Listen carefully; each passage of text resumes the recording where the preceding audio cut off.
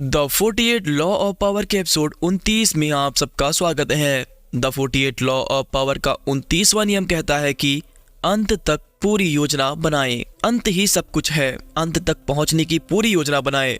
उन सभी परिणामों, बाधाओं और किस्मत के उतार चढ़ाव पर विचार करें जो आपकी कड़ी मेहनत पर पानी फेर सकते हैं और उसका श्रेय दूसरों को दे सकते हैं। अंत तक की योजना बनाने से आप परिस्थितियों के शिकार नहीं होंगे और यह जान जाएंगे कि कब रुकना है या नहीं। किस्मत को धीरे से राह दिखाएं और बहुत आगे तक विचार करके अपने भविष्य को तय करें। प्राचीन यूनानियों की मान्यता के अनुसार देवताओं को भविष्य का पूरा ज्ञान होता था। वे हर आने वाली चीज को पूरे विस्तार से देख सकते थे। दूसरी तरफ इंसान को किस्मत का शिकार माना जाता था क्योंकि वे वर्तमान में ही उलझे रहते थे और भविष्य के खतरों को देखने में असमर्थ होते थे। ओडिसियस जैसे हीरो वर्तमान से आगे तक देख सकते थे और कई कदम आगे की योजना बना सकते थे। उस जैसे लोगों को देवता जैसा माना जाता था जिसमें भविष्य तय करने की योग्यता थी। यह तुलना आज भी सही है। जो लोग आगे तक सोचते हैं और अपनी योजनाओं को धैर्य पूर्वक काम करके लक्ष्य तक पहुंचाते हैं वे दैवी शक्ति से संपन्न नजर आते हैं। क्योंकि ज्यादातर लोग वर्तमान में कैद रहते हैं इसलिए वे इस तरह की भविष्य की योजना नहीं बना पाते। इसी कारण जब कोई वर्तमान खतरों और आनंदों को नजरअंदाज करता है तो वह शक्तिशाली बन जाता है। घटनाएं होने पर प्रतिक्रिया करना स्वाभाविक मानवीय गुण है। घटनाओं को पहले से भांपकर योजना बनाना यह एक शक्ति की पहचान है। वर्तमान से आगे तक पहुंचकर बड़ी चीजों का अनुमान लगाना या कल्पना करना मानवीय नहीं दैवीय काम माना जाता है। 415 ईसा पूर्व में एथेंस ने सिसिली पर हमला कर दिया। एथेंस वासियों को विश्वास था कि इससे उन्हें दौलत, शक्ति और 16 साल के पेलोपोनियंसियन युद्ध को जीतने की ख्याति मिलेगी। उन्होंने घर से इतनी दूर आक्रमण करने के खतरों के बारे में नहीं सोचा। उन्होंने यह नहीं भापा कि सिसिली के लोग ज्यादा अच्छी तरह लड़ेंगे क्योंकि युद्ध उनके मैदान पर होगा।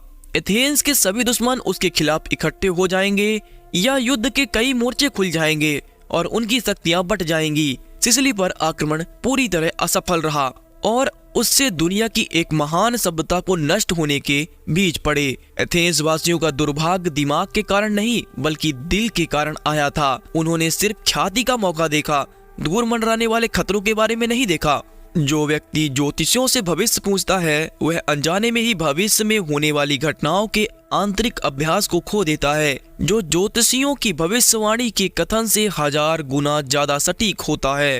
कार्डियल डे रेटच के अनुसार लोगों की गलतियों का सबसे आम कारण यह होता है कि वे वर्तमान के खतरों से बहुत ज्यादा डरते हैं और दूर के खतरों के बारे में जरा भी नहीं डरते। जो खतरे दूर होते हैं या दूर दिखते हैं अगर हम उन्हें पहले से ही भांप लें तो हम बहुत सारी गलतियों से बच सकते हैं। अगर हमें यह एहसास हो जाए कि हम एक छोटे खतरे से बचकर एक बड़े खतरे की तरफ जा रहे हैं तो हम अपनी योजनाओं को तत्काल बदल सकते हैं। शक्ति की अवधारणा में सिर्फ यही शामिल नहीं है कि आप क्या करते हैं बल्कि यह भी शामिल है कि आप क्या नहीं करते हैं। जल्दबाजी और मूर्खतापूर्ण कामों से बचना बहुत महत्वपूर्ण होता है जिनके कारण आप मुश्किल में फंस सकते हैं।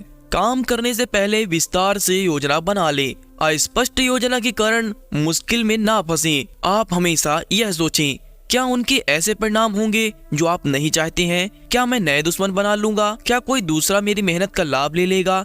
आमतौर पर अंत सुखद कम दुखद अधिक होता है। अपने मस्तिष्क में सुखद अंत की छवि के कारण राह न भटकें। जब आप कई कदम आगे तक देखते हैं और अंत की योजना बना लेते हैं तो आप भावनाओं के जाल में नहीं फंसेंगे और तत्काल प्रतिक्रिया करने की इच्छा से भी बचेंगे। आपकी अस्पष्टता से आपको तनाव नहीं होगा और आप उलझन में भी नहीं रहेंगे जिस कारण इतने सारे लोग अपने कामों में असफल रहते हैं। आप अंत में देखते हैं और आप राह में किस तरह का परिवर्तन बर्दाश्त नहीं करते हैं।